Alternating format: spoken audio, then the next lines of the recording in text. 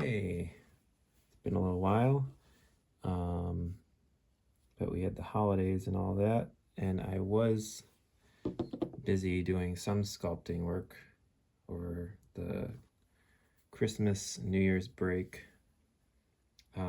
mostly on this little guy here.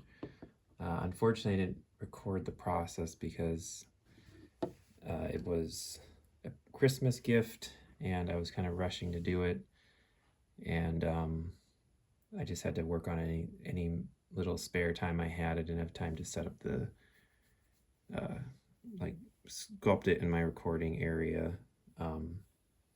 So sorry about that, but I did want to just do this quick little video, show you kind of how it came out. It's another one of my, in the series of like the Krampus I did, kind of to be like a little totem type character or idol type thing. And this is in theme, this is the Bigfoot version. He's got his little binoculars, and yeah, this is really fun to sculpt. A lot of fur shapes to figure out, especially on the head. There's a little bit of area that got messed up by the mold there, but yeah, so sculpted this guy, and then made a mold.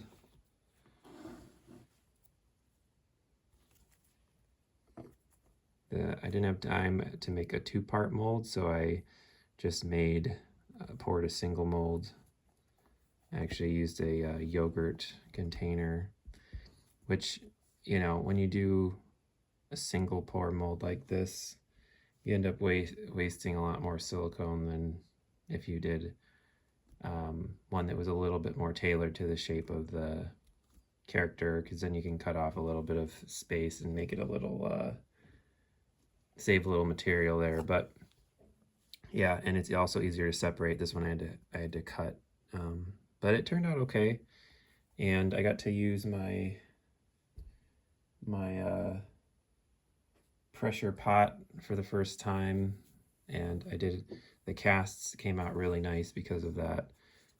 This is a cleaned up cast of Bigfoot.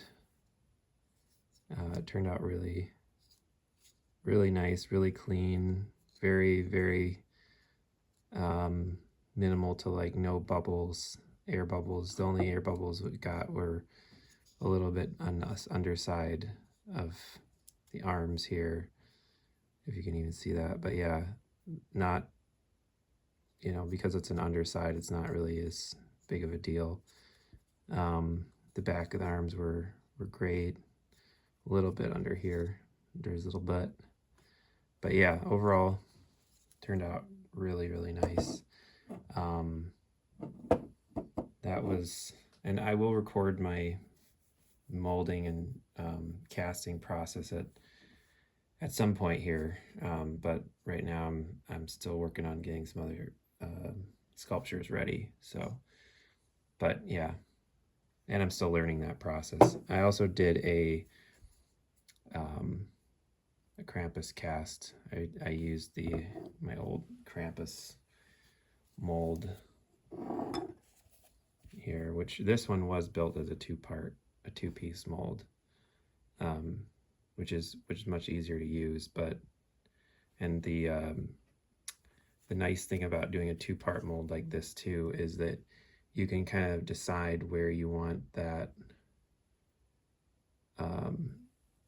that flashing edge, because there usually will be a little bit of just the way the mold lines up, there will be a little bit of like a flashing or an edge that you'll have to like clean up. And this one ended up being pretty, like, you know, I was just kind of cutting it straight through, so it kind of ran along this area here, and you can see a little bit of it up here at the top, where that little line is up there. Could probably clean that up a little bit more, but it doesn't bother me.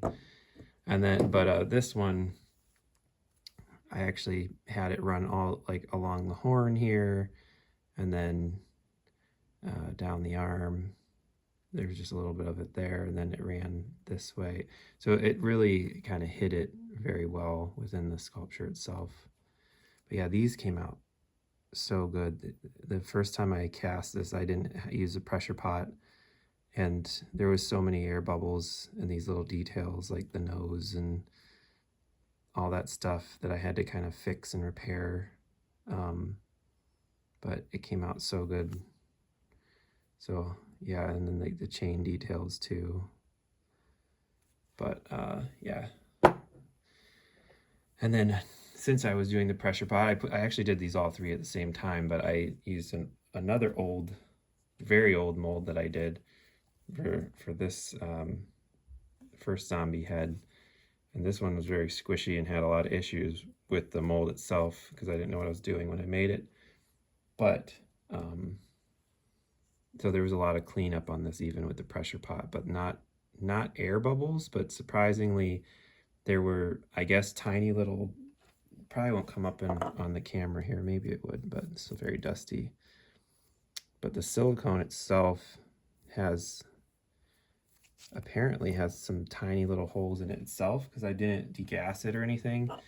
So instead of holes in the sculpture, it actually had little beads like all over it. You could probably see there's some areas I didn't clean up, but like in here there's these beads, which were basically like the resin getting pressurized into the silicone holes. So that was a little bit of a nightmare to clean up on this, but still came out pretty nice. There's a lot of air bubble stuff here, even with the pressure pot, because the mold that I made was so bad.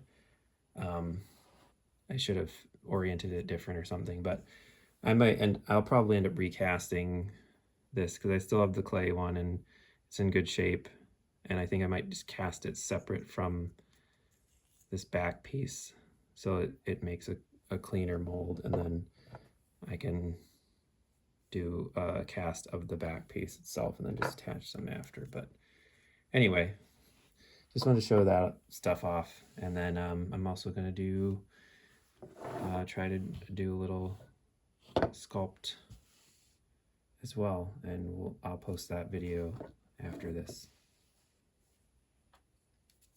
Thanks for watching.